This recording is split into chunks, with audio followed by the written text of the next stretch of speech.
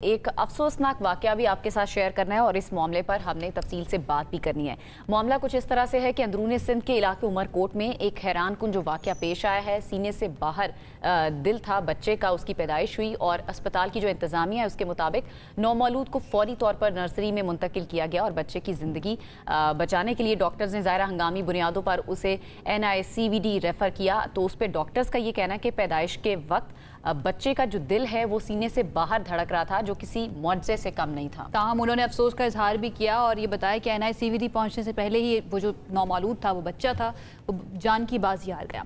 अब NICVD के माहिरीन ये बताते हैं कि अगर पैदाइश से पहले बच्चे की हालत का पता चल जाता, इल्म हो जाता उसकी डिलीवरी होने से पहले, तो उसकी ज़िंदगी को बचाया जा सकता था।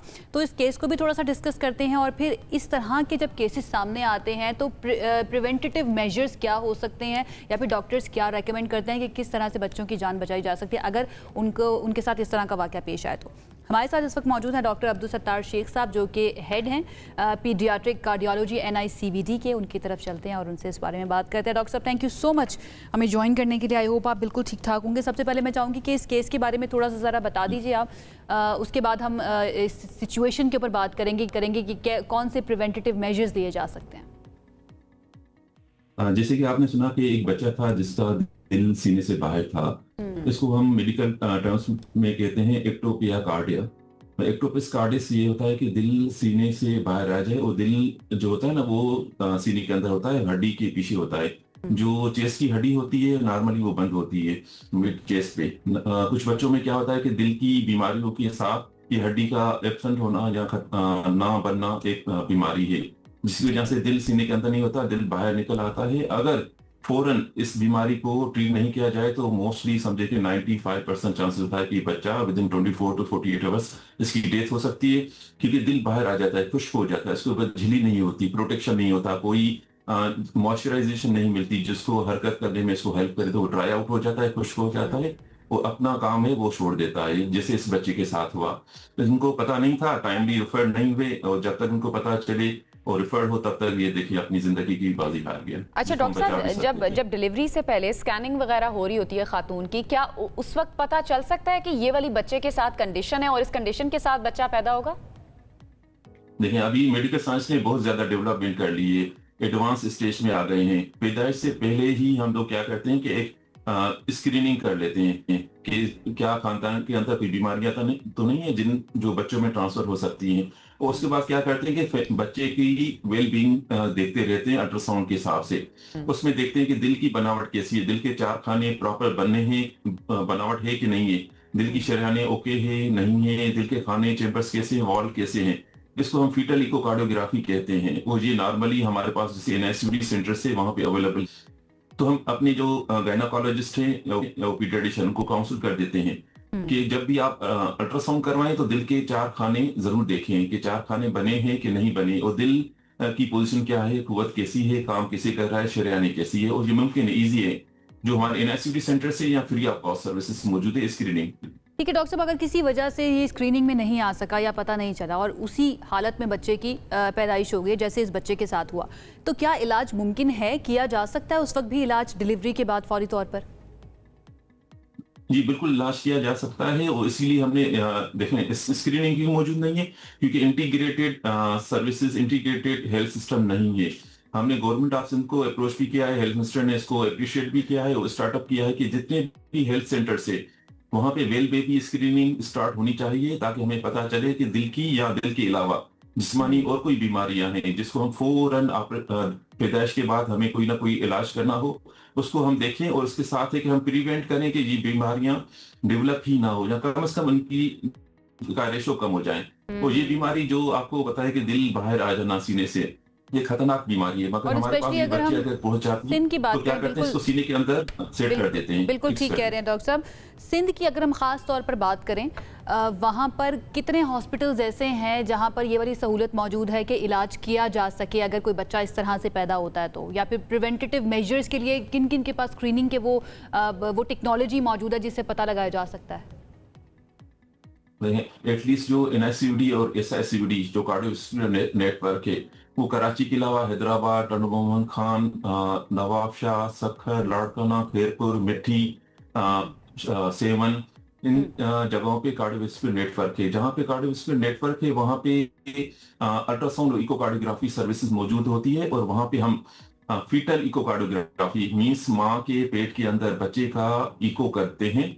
मोस्टली उन माओं में जिनमें हमें पता होता है कि कोई ना कोई बीमारी, दिल की बीमारी का हाई चांस है, वो जी हमारे पूरे नेटवर्क में सिंध में मौजूद है, वो फ्री ऑफ कॉस्ट है। अच्छा, तो इसमें मुझे ये बताएगा कि डिलीवरी जो है वो फिर कहाँ करवानी चाहिए अगर इस तरह की कोई चीज़ स्क्रीनिंग में आ जाती है? जिस तरह आप NICVD का बता रहे हैं कि यहाँ पर तो इसका प्रॉपर इलाज और आप दिल जो है वो वापस अपनी उसकी जगह पे फिक्स कर सकते हैं, तो डिलीवरी ही वहाँ लेकर आना चाहिए माँ को करीबी अस्पताल में, या वहीं पर ले आएँ, या जब बच्चा डिलीवर हो जाता है, आपने खुद बताया कि जैसे 24 आवर्स के बाद फिर जान को खतरा हो सकता है, तो उस 24 आवर्स का टाइम पीरियड है उसमें लेके आना चाहिए? देखिए ना, मैंने आपको कहा कि अभी सिंध गवर्नमेंट ने सेंटर्स बना दिए डिफरेंट सिटीज में, कराची में नेटवर्क है, तो वहां पे हम जो गायनाकोलॉजिस्ट उनको कहते हैं कि अगर वेल बेबी स्क्रीनिंग में उनको कोई भी शक लगता है कि दिल की बनावट सही नहीं है, तो हमारे NICVD SICVD सेंटर में भेज दें।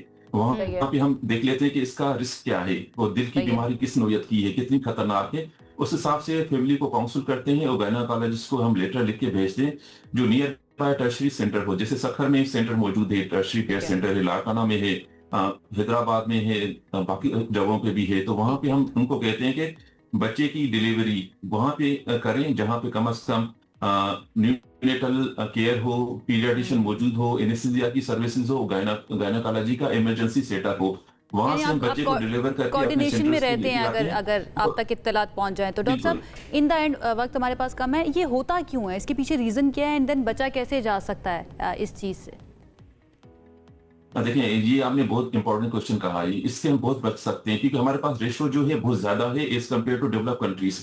इसके मल्टीपल फैक्टर्स है, जैसे आपने देखा होगा कि दिल की बीमारियां एक तो जेनेटिक होती हैं कि खानदान के अंदर मोस्टली चलती हैं, उसके अलावा जैसे कोई माँ प्रेगनेंसी में उसको पता ना हो पर आप कोई मेडिसिन ऐसी खा लें जिसका बच्चे के दिल पे और जिस्म पे असर होता हो, नॉर्मल नजर जुकाम उल्टी जुलाब की दवाएं स्टोर से खा लेते हैं, इसलिए कहते हैं कि दवाएं नहीं खानी चाहिए।